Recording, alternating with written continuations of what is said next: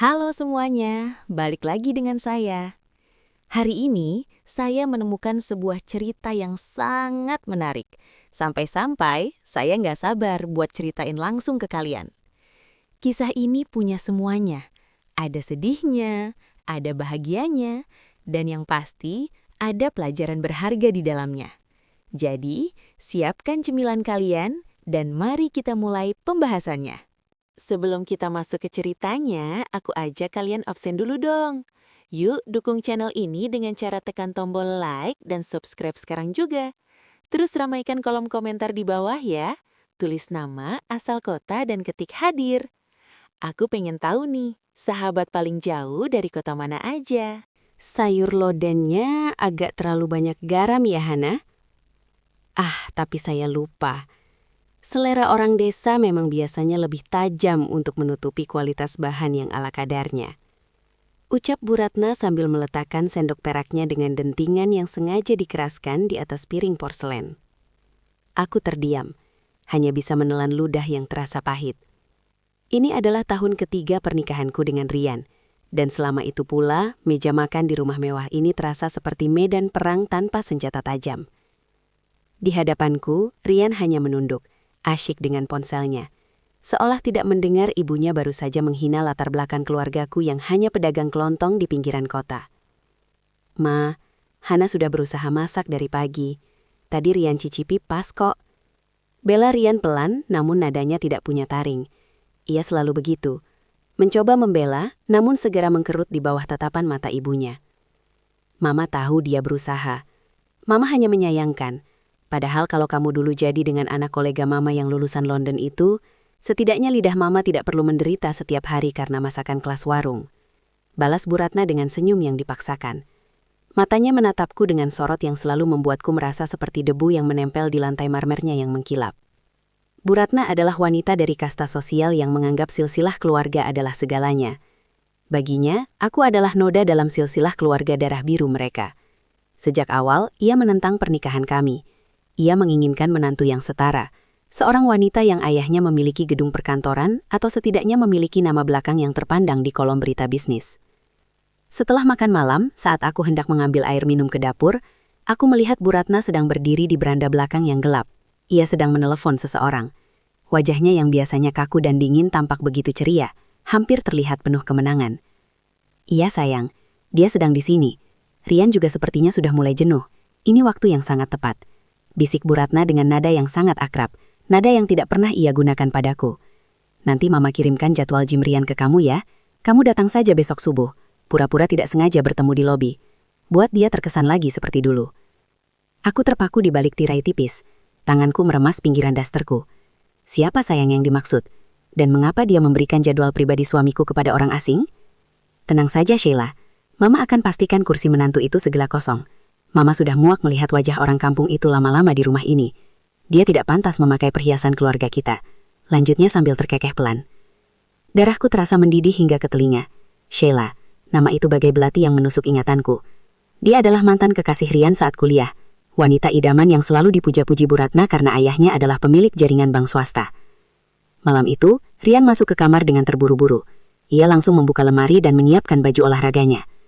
Hana, besok aku ada meeting pagi sekali, jadi aku akan gym jam 5 subuh. Jangan siapkan sarapan, aku makan di luar saja bersama klien. Ucapnya tanpa menatap mataku. Aku menatap punggung suamiku. Apakah dia tahu rencana ibunya? Ataukah dia adalah umpan yang dengan senang hati masuk ke dalam perangkap? Rian, panggilku lirih. Ya, sahutnya pendek. Apa kamu bahagia denganku? Apa keluargaku benar-benar membebanimu? Rian terdiam sejenak. Ia menghela napas panjang, namun tetap tidak menoleh. Kenapa tanya begitu? Kita sudah menikah, Hana. Jangan terlalu sensitif dengan omongan Mama. Sudah ya, aku harus tidur. Ia mematikan lampu, meninggalkanku dalam kegelapan yang penuh dengan kecurigaan. Di lantai bawah, aku masih bisa mendengar langkah kaki Bu Ratna yang ringan, seolah ia sedang menari merayakan babak pertama dari kehancuran rumah tanggaku. Pukul 4:30 subuh. Udara Jakarta masih terasa dingin dan menusuk. Namun hatiku jauh lebih dingin. Aku membiarkan Rian pergi tanpa suara. Aku mendengar deru mesin mobilnya menjauh dari garasi, diikuti oleh suara pintu gerbang yang ditutup rapat oleh satpam. 10 menit kemudian, aku sudah berada di dalam taksi daring yang kupesan secara diam-diam. Ikuti mobil putih di depan itu, Pak. Bisikku pada sopir taksi yang tampak bingung namun patuh. Mobil Rian berhenti di sebuah pusat kebugaran eksklusif di kawasan SCBD. Tempat yang hanya bisa diakses oleh mereka yang memiliki kartu anggota berharga belasan juta rupiah. Aku turun agak jauh, mengenakan jaket hoodie kebesaran dan masker, mencoba melebur dengan keremangan pagi. Aku menunggu di lobi yang berdinding kaca. Melalui celah pilar besar, aku melihatnya. Seorang wanita turun dari mobil sport merah.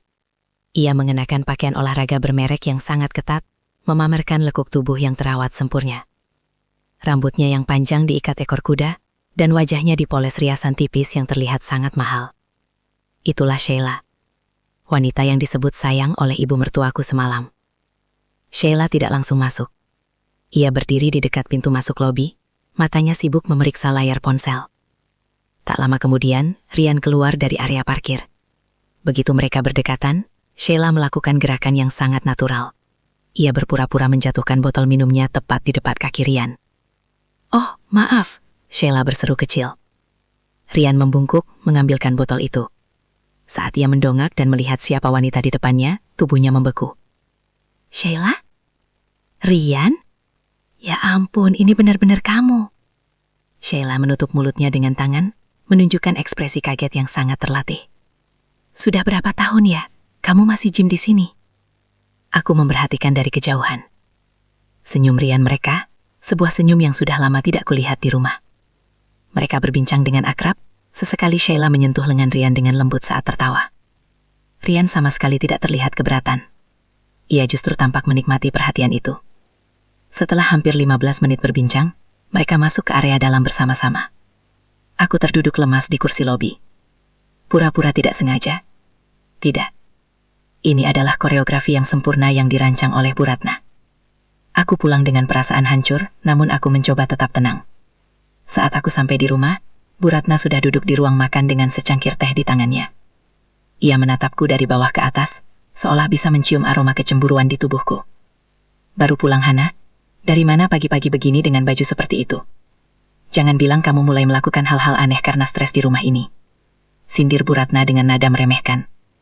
"Hanya jalan pagi, Bu," jawabku singkat, mencoba melewati meja makan menuju tangga.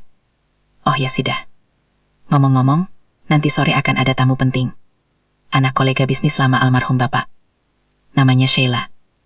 Dia cantik, pintar, dan yang paling penting, dia tahu bagaimana caranya menempatkan diri di kelas sosial kita." Bu Ratna menyesat tehnya, lalu menatapku tajam. "Tolong siapkan camilan yang layak. Jangan buat saya malu lagi dengan makanan kampunganmu." Ia memberikan perintah itu seolah ia baru saja memenangkan lotre. Aku hanya mengangguk pelan, meskipun di dalam hati aku sedang menyusun rencana. Jika mereka ingin bermain sandiwara, aku akan menjadi penonton yang paling teliti sebelum akhirnya aku membakar panggung mereka. Sore itu, suasana rumah berubah menjadi panggung sandiwara yang menyesakan. Harum kue makaron dan teh Earl Grey pesanan khusus Bu Ratna memenuhi ruangan. Aku, yang mengenakan celemek, dipaksa menjadi pelayan di rumahku sendiri. Sheila datang dengan gaun floral rancangan desainer ternama. Ia membawa bukit bunga lili besar dan keranjang buah impor. "Tante Ratna, ya ampun, tante awet muda sekali." Sheila memeluk Bu Ratna dengan akrab. "Dan ini istri Rian ya?" Ia menatapku dengan senyum yang tidak sampai ke mata. "Hai, saya Sheila, teman lama Rian." Aku hanya mengangguk sopan, meski rasa mual mulai menyerang. Rian baru saja pulang kerja dan tampak terkejut. Atau setidaknya ia berakting terkejut melihat Sheila ada di ruang tamu. Mereka segera terlibat dalam obrolan tentang masa kuliah di luar negeri, tentang klub golf, dan tentang investasi saham yang sama sekali tidak kupahami. "Hana, tolong buatkan teh lagi, yang ini sudah dingin," perintah Bu Ratna tanpa menoleh padaku. Aku membawa baki ke dapur. Namun, saat aku hendak mengambil air panas, aku melihat sebuah benda tipus tergeletak di atas meja island dapur. Ponsel Bu Ratna. Sepertinya ia tadi terburu-buru ke depan saat Sheila datang dan lupa membawa ponselnya. Jantungku berdebar kencang. Aku tahu ini salah, tapi rasa ingin tahuku lebih besar dari rasa takutku. Aku menyentuh layarnya. Beruntung, ia baru saja menerima notifikasi sehingga layarnya belum terkunci otomatis. Ada sebuah grup WhatsApp dengan nama Project Restoration. Anggotanya hanya 3 orang, Bu Ratna, Sheila, dan sebuah nomor tanpa nama yang segera kupemali sebagai nomor asisten pribadi Bu Ratna. Aku membuka grup itu dengan tangan gemetar. Bu Ratna. Sheila, tadi pagi sukses? Rian kelihatan senang sekali. Sheila. Sangat sukses tante, dia bahkan menawari aku tumpangan pulang. Tapi aku tolak biar dia makin penasaran. Strategi tarik ulur. Bu Ratna. Pintar. Sore ini kamu datang ya, aku sudah suruh si orang kampung itu masak. Biar kamu lihat sendiri betapa tidak levelnya dia bersanding dengan Rian. Aku sedang menyusun skenario agar Rian merasa Hana selingkuh. Kita butuh alasan cerai tanpa gono gini. Sheila. Siap tante, aku sudah siapkan foto editan atau orang bayaran kalau perlu. Pokoknya Rian harus kembali ke tangan yang tepat. Duniaku serasa berputar. Mereka bukan hanya ingin menjodohkan Rian dengan Sheila, mereka ingin memfitnahku. Mereka ingin mengusirku dari rumah ini tanpa membawa sepeser pun, dengan nama baik yang hancur. Tiba-tiba, suara langkah kaki terdengar mendekati dapur. Hana, lama sekali tehnya, teriak Bu Ratna dari luar. Dengan cepat, aku meletakkan kembali ponsel itu di posisi semula dan berpura-pura sibuk dengan teko air. Bu Ratna masuk ke dapur dengan wajah kesal. Ia segera menyambar ponselnya dengan tatapan curiga. Kamu tidak menyentuh barang-barang saya kan? Tanyanya ketus. Tidak Bu, saya hanya sedang menunggu air mendidih, jawabku setenang mungkin meski kakiku terasa lemas. Bu Ratna mendengus, lalu kembali ke ruang tamu. Aku bersandar pada wastafel, mencoba mengatur napas. Mereka mengira aku mangsa yang muda. Mereka mengira latar belakang keluargaku yang sederhana membuatku tidak punya taring. Mereka salah besar. Jika mereka ingin restorasi, maka aku akan memberikan mereka revolusi. Aku tidak akan pergi sebelum aku menghancurkan setiap inci rencana busuk mereka. Malam itu, setelah Sheila pulang dan Rian tertidur lelap di sampingku, aku tidak bisa memejamkan mata. Kata-kata Project Restoration terus terngiang di telingaku. Aku menyadari bahwa suamiku mungkin bukan hanya korban, tapi juga target manipulasi ibunya yang sangat halus. Rian adalah pria yang mencintai kenyamanan, dan Bu Ratna tahu betul bagaimana cara menggoyahkan zona nyaman itu. Keesokan paginya, aku memutuskan untuk mulai bergerak. Aku menghampiri Mbok Jum, asisten rumah tangga senior yang sudah bekerja dengan Bu Ratna selama 15 tahun. Mbok Jum adalah orang yang paling sering kena semprot jika Bu Ratna sedang kesal. Mbok, boleh saya tanya sesuatu? Bisikku saat kami berada di area tempat cuci. Mbok Jum menoleh waspada, matanya melirik ke arah tangga. Tanya apa Non Hana? Mbok tahu Sheila kan? Wajah Mbok Jum berubah tegang. Ia meletakkan tumpukan pakaian yang hendak disetrika. Non Sheila itu, dulu Non Rian hampir menikah dengannya, tapi kabarnya batal karena Non Sheila pindah ke luar negeri. Nyonya Ratna marah besar waktu itu, tapi belakangan ini Nyonya kelihatan senang sekali. Kemarin saya dengar Nyonya bilang kalau investasi lamanya sudah kembali. Investasi? Dahi saya berkerut. Iya, Nyonya bilang Non Sheila itu tiket untuk memperluas bisnis keluarga kita. Katanya, Non Hana hanya akan jadi beban kalau Rian ingin naik pangkat jadi direktur utama. Mbok Ju menatapku dengan iba. Non, hati-hati ya. Nyonya itu kalau sudah punya kemauan, tidak akan berhenti sampai terwujud. Baru saja aku ingin bertanya lebih lanjut, suara melengking Bu Ratna terdengar dari lantai atas. Hana, sini kamu. Aku segera naik. Di kamar utama, Bu Ratna sedang berdiri di depan lemari pakaianku yang terbuka. Wajahnya merah padam, memegang sebuah kemeja pria yang bukan milik Rian. Kemeja itu berwarna biru muda, bermotif garis-garis, dan aromanya parfum maskulin yang sangat menyengat, bukan parfum yang biasa dipakai Rian. Apa-apaan ini, Hana? Bu Ratna melemparkan kemeja itu ke wajahku. Siapa laki-laki yang kamu bawa masuk ke rumah ini saat Rian tidak ada? Aku terpaku. Aku belum pernah melihat kemeja itu seumur hidupku. Bu, saya tidak tahu itu punya siapa. Saya tidak pernah membawa siapapun ke sini. Jangan bohong. Aku menemukannya di balik tumpukan dastermu. Pantas saja akhir-akhir ini kamu sering keluar pagi-pagi. Ternyata kamu selingkuh di belakang anakku. Bu Ratna berteriak cukup keras agar didengar oleh para pelayan di bawah. Pantas saja keluargamu orang rendahan. Ternyata moralmu juga sampah. Aku menatap kemeja itu dengan dingin. Ini dia, tahap pertama dari rencana mereka. Menanam bukti palsu untuk merusak reputasiku. Ibu yang menaruhnya di situ kan? Tanyaku dengan suara tenang yang membuat Bu Ratna sesaat terdiam. Apa kamu bilang? Kamu berani menuduh mertuamu sendiri. Ibu yang mengirim jadwal Jim Rian ke Sheila. Ibu juga yang ada di grup Project Restoration bersama Sheila. Ucapku sambil menatap matanya dalam-dalam. Saya tahu apa yang ibu rencanakan. Ibu ingin memfitnah saya agar Rian bisa kembali pada Sheila yang berkelas itu kan? Wajah Bu Ratna berubah dari marah menjadi pucat, lalu kembali menjadi angkuh. Ia mendekat ke telingaku dan berbisik dengan nada yang sangat tajam. Kalau kamu sudah tahu, bagus. Jadi aku tidak perlu berpura-pura lagi. Kamu tidak punya bukti apa-apa, Hana. Di mata Rian, kamu hanya perempuan kampung yang haus harta, dan sekarang mulai berkhianat. Siapkan tasmu, karena sebentar lagi kamu akan keluar dari rumah ini tanpa membawa satu senmu. Bu Ratna melenggang pergi setelah memberikan ancaman itu. Meninggalkan kemeja biru itu teronggok di lantai seperti bangkai. Aku tidak menangis. Air mataku sudah mengering sejak aku menyadari bahwa aku tinggal di dalam sarang ular. Aku memungut kemeja itu, membaliknya, dan memeriksa setiap jahitan. Tidak ada nama, tapi ada satu hal yang menarik perhatianku. Label harga kecil yang masih tertinggal di bagian dalam saku bawah. Seolah-olah sang pembeli terburu-buru sehingga lupa melepasnya. Butik Gentle & Co. Gumamku. Itu adalah butik pria eksklusif di mall tempat Bu Ratna dan Sheila bertemu kemarin siang. Aku tidak bisa membiarkan Rian pulang dan melihat ini tanpa aku memiliki senjata balik. Dengan tangan gemetar, aku menggeledah area yang paling berisiko. Ruang kerja pribadi Bu Ratna. Aku tahu dia memiliki kebiasaan buruk menyimpan semua struk belanja di dalam agenda kulitnya untuk diserahkan kepada akuntan keluarga setiap akhir bulan. Saat aku mendengar suara air kran di kamar mandi Bu Ratna, aku menyelinap masuk. Jantungku berdegup kencang seolah-olah akan melompat keluar dari rusukku. Aku membuka agenda di atas meja kerjanya. Lembar demi lembarku balik dengan cepat. Tagihan salon, tagihan perhiasan untuk Sheila, dan ini dia. Sebuah kwitansi dari Gentle & Co tertanggal kemarin jam 2 siang. Di bawahnya tertera item, one light blue striped shirt. Harganya hampir setara dengan gaji asisten rumah tangga kami selama 2 bulan. Yang lebih mengejutkan lagi, ada nota kecil yang dijepit di sana dengan tulisan tangan Bu Ratna. Untuk skenario H. H untuk Hana. Aku segera mengeluarkan ponsel dan memotret kwitansi itu serta nota tersebut dengan resolusi tinggi. Aku mengirimkan foto itu ke email pribadiku dan menyimpannya di folder tersembunyi. Belum sempat aku menutup agenda itu, pintu kamar mandi terbuka. Hana, apa yang kamu lakukan di ruang kerjaku? Suara Bu Ratna menggelegar. Aku berdiri tegak, berusaha menyembunyikan getaran di tanganku. Saya hanya ingin memastikan apakah ibu perlu teh lagi untuk menenangkan saraf ibu setelah menaruh kemeja palsu itu di kamar saya. Bu Ratna menghampiriku dan menyambar agendanya. Ia memeriksanya dengan panik, matanya mencari-cari apakah ada yang hilang. Keluar kamu, dasar pencuri. Selain selingkuh, kamu sekarang jadi mata-mata di rumah sendiri. Saya bukan mata-mata, Bu. Saya hanya sedang mengumpulkan kebenaran. Jawabku tenang sambil berjalan menuju pintu. Ibu mungkin punya uang untuk membeli kemeja dan membeli kesetiaan Sheila. Tapi ibu tidak bisa membeli fakta bahwa ibu adalah seorang pembohong. Baru saja aku menginjakkan kaki di lorong, pintu depan rumah terbuka. Rian pulang lebih awal. Wajahnya tampak kusut, dan yang membuat jantungku mencelos adalah siapa yang berjalan di belakangnya. Sheila. Rian, untung kamu pulang. Suara Bu Ratna tiba-tiba berubah menjadi isakan yang sangat meyakinkan. Ia berlari ke arah anaknya. Kamu harus lihat apa yang istrimu simpan di kamarnya. Mama tidak kuat lagi menahannya, Rian. Mama tidak mau punya menantu yang mengotori kehormatan keluarga kita. Sheila berdiri di sana, memasang wajah prihatin yang dibuat-buat sambil mengelus pundak Rian. Sabar ya Tante. Rian, aku tadi cuma antar dia pulang karena dia kelihatan stres di kantor, tapi nggak nyangka ada masalah begini. Rian menatapku dengan tatapan kosong, kecewa dan lelah. Apalagi ini Hana?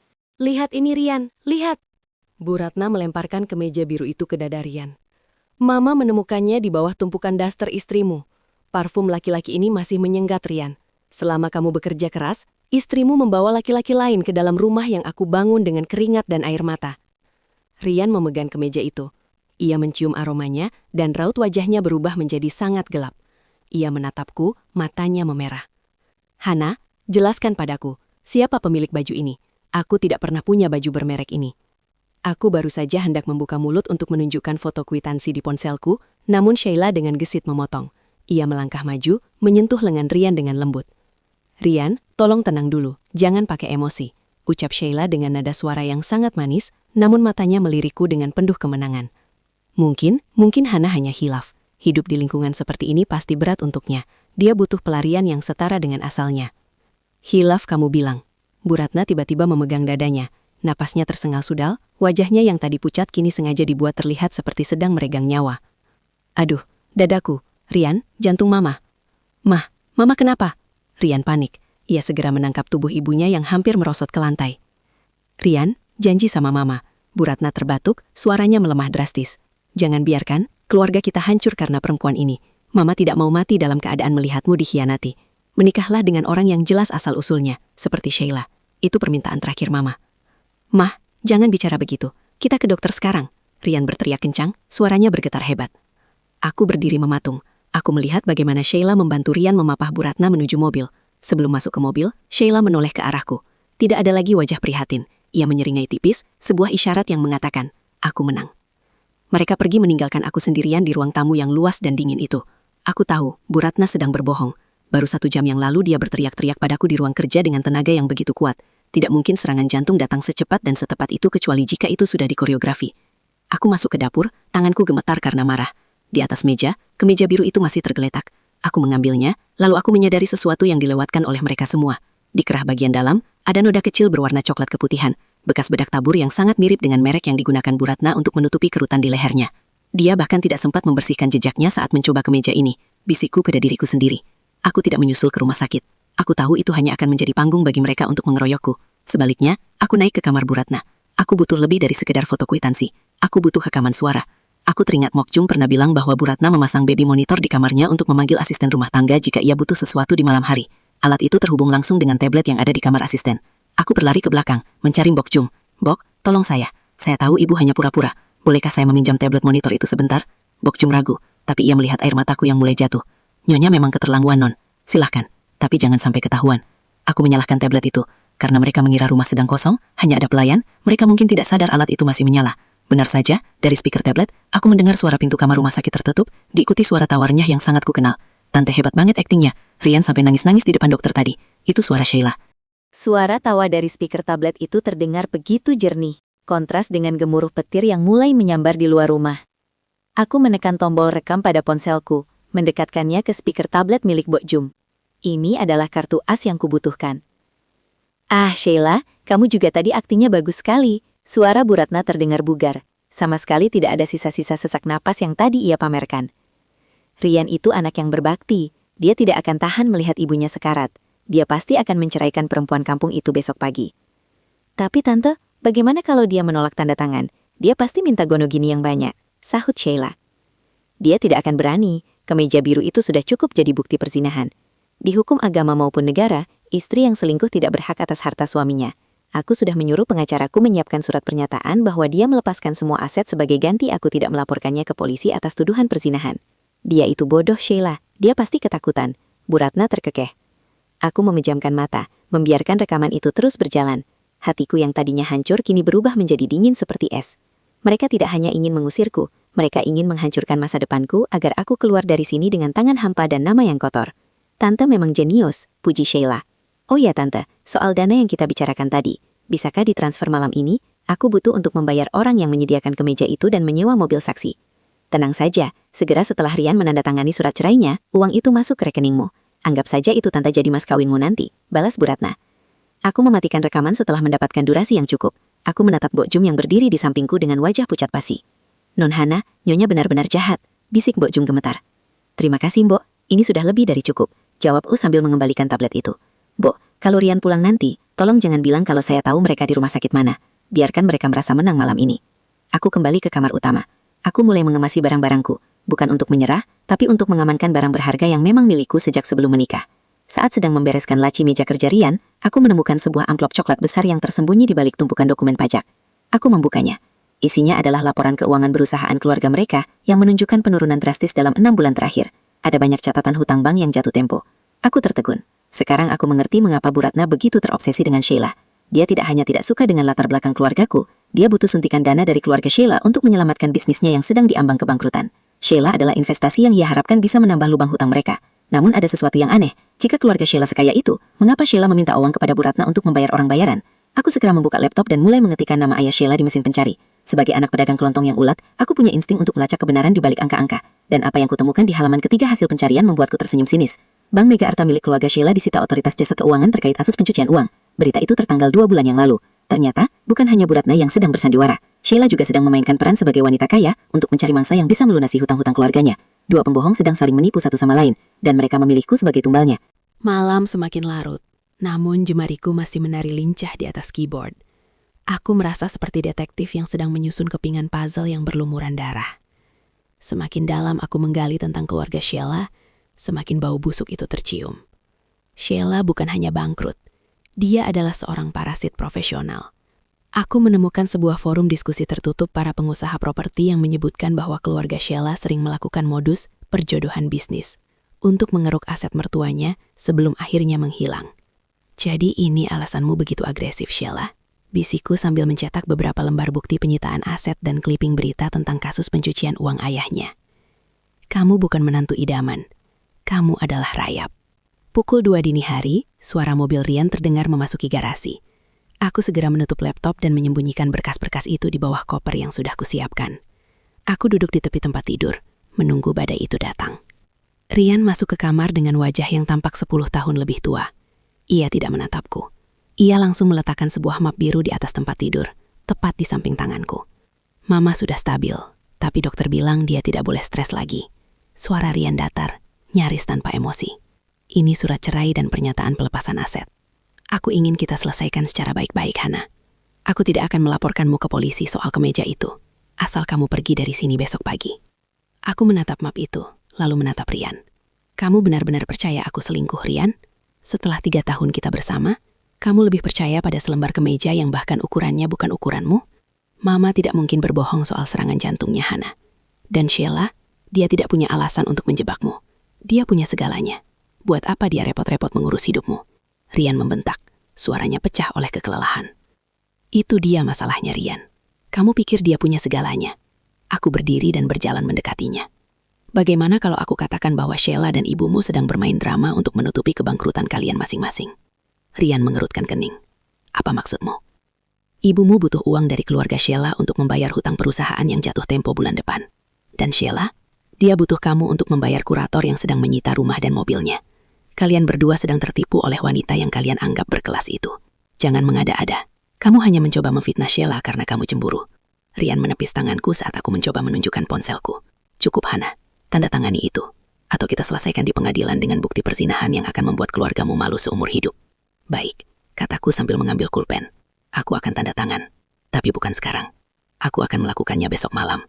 Di acara makan malam perayaan ulang tahun pernikahan emas Papa dan Mama. Yang sudah kalian siapkan, kan? Rian tertegun. Untuk apa? Kamu mau mempermalukan diri sendiri di depan semua kolega Papa? Bukan aku yang akan malu, Rian. Tapi siapapun yang berbohong malam ini. Jawabku dengan senyum yang membuat Rian tampak ragu untuk pertama kalinya. Biarkan aku tinggal 1 hari lagi. Sebagai perpisahan yang layak. Aula Hotel Bintang 5 itu dihias dengan kemewahan yang memuakan. Bunga lili putih, favorit Bu Ratna, bertebaran di setiap sudut. Dan aroma parfum mahal bercampur dengan bau kepalsuan yang pekat. Ini adalah acara ulang tahun pernikahan emas Bu Ratna dan almarhum suaminya. Sebuah ajang pamer kasta yang dihadiri oleh kolega bisnis kelas atas. Bu Ratna tampil memukau dengan kebaya beludru hitam dan kalung berlian yang menurut catatan hutang yang kubaca, seharusnya sudah digadaikan. Di sampingnya, Sheila berdiri bak putri mahkota, mengenakan gaun merah yang mencolok, tertawa anggun sambil menggandeng lengan Rian. Aku dibiarkan mengenakan kebaya lamaku, berdiri di sudut seperti pelayan yang terlupakan. Hana, pastikan kamu tidak membuat keributan. Setelah video kenangan diputar, kamu tanda tangan surat itu di ruang VIP, lalu pergi lewat pintu belakang. Bisik Bu Ratna padaku saat kami berpapasan. Wajahnya berseri-seri, sama sekali tidak menunjukkan tanda-tanda orang yang baru saja serangan jantung. Tentu, Bu, saya akan memastikan malam ini menjadi malam yang tak terlupakan bagi Ibu. Jawabku dengan senyum paling tulus yang bisa kuberikan. Acara inti pun dimulai.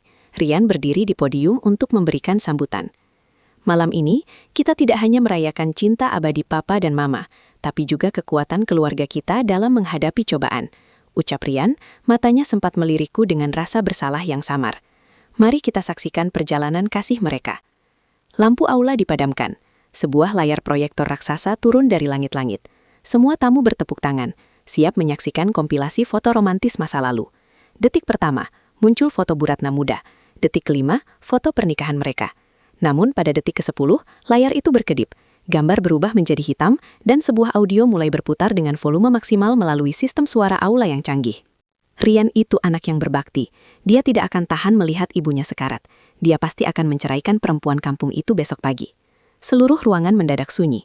Napas kolega bisnis terhenti. Suara Bu Ratna terdengar begitu jernih, bergema di setiap sudut aula. Kemeja biru itu sudah cukup jadi bukti perzinahan.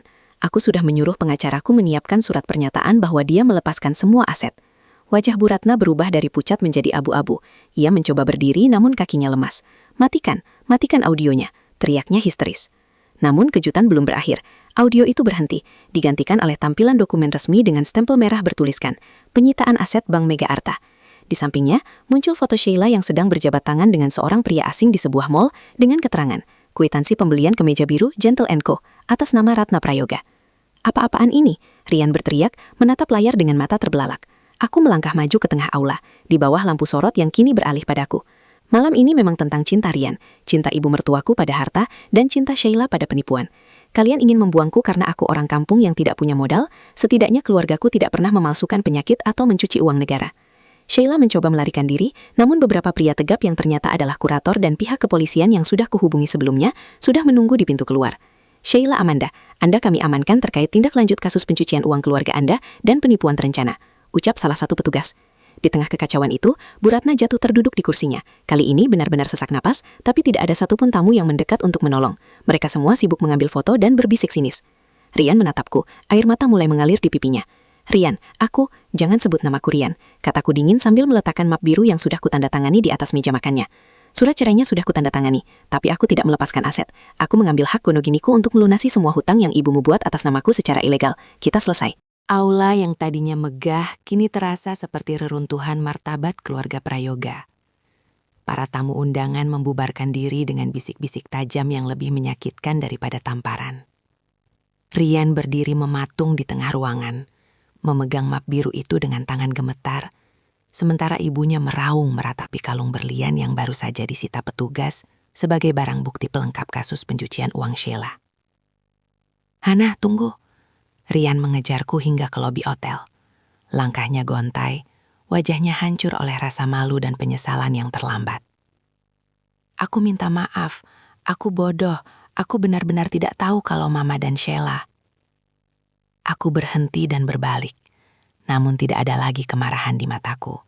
Hanya ada kekosongan. "Kamu bukan tidak tahu, Rian. Kamu hanya memilih untuk tidak mau tahu. Kamu lebih suka kenyamanan yang ditawarkan ibumu daripada kebenaran yang aku perjuangkan setiap hari di rumah itu. Kita bisa perbaiki ini kan? Aku akan mengusir Sheila, aku akan bicara pada Mama." "Tidak ada yang perlu diperbaiki," potongku tegas. "Aku sudah menandatangani surat cerai itu, tapi aku sudah menambahkan klausul gugatan balik. Pengacaraku, yang kubayar dengan perhiasan pemberian almarhum ayahku, bukan uang haram ibumu, telah mendaftarkan gugatan Gonogini. Aku mengambil 50% dari aset yang tersisa sebelum kurator menyitanya. Itu hakku untuk memulai hidup baru bagi keluargaku di kampung." Rian jatuh terduduk di lantai lobi yang dingin. Ia menyadari bahwa wanita yang ia anggap lemah karena latar belakangnya ternyata adalah orang yang paling kuat dan cerdas di dalam hidupnya. 6 bulan kemudian, matahari pagi menyinari papan nama kayu yang baru saja dipasang di depan sebuah bangunan modern di pusat kota kelahiranku. Distribusi pangan mandiri, Hana dan keluarga. Berkat uang Gonogini yang berhasil kuamankan dan insting bisnis yang kuwarisi dari ayahku, aku berhasil mengubah lapak kelontong kecil keluarga menjadi jaringan distribusi pangan yang profesional. Aku tidak lagi memakai kebaya lama yang kumal. Aku mengenakan kemeja kerja yang rapi, berdiri di atas kakiku sendiri tanpa perlu validasi dari kasta manapun. Mbok Jum yang kini bekerja sebagai kepala rumah tangga di rumah baruku datang membawakan secangkir teh. "Non, ada surat lagi dari pengacara dan Rian." Aku membukanya sambil lalu. Isinya masih sama. Permohonan maaf dan kabar bahwa Bu Ratna kini tinggal di sebuah rumah kontrakan kecil setelah seluruh aset perusahaannya bangkrut total karena reputasi yang hancur. Sheila, dia sedang menjalani hukuman 5 tahun penjara atas kasus penipuan dan pencucian uang. Aku meletakkan surat itu di meja, tidak berniat membalasnya. Masa laluku di keluarga Prayoga adalah pelajaran mahal tentang harga sebuah harga diri. Ibu mertuaku dulu bilang bahwa latar belakang keluargaku adalah noda. Namun nyatanya, kejujuran orang pasar itulah yang membuatku tetap berdiri tegak saat mereka yang mengaku berkelas tumbang karena kebohongan mereka sendiri. Aku menyesap tehku, menatap truk-truk logistik yang mulai bergerak keluar dari gudang. Hidupku bukan lagi sebuah skenario yang diatur oleh orang lain. Aku adalah sutradara, pemilik, dan pemenang dari ceritaku sendiri. Tamat. Oke, itu dia pembahasan kita hari ini. Gimana? Cukup bikin geleng-geleng kepala kan? Saya harap kalian dapat sesuatu dari video ini, atau minimal bisa nemenin waktu luang kalian. Jangan lupa subscribe kalau kalian nggak mau ketinggalan cerita-cerita menarik berikutnya yang bakal saya bahas. Makasih udah mampir di channel ini. Sampai jumpa lagi di video berikutnya.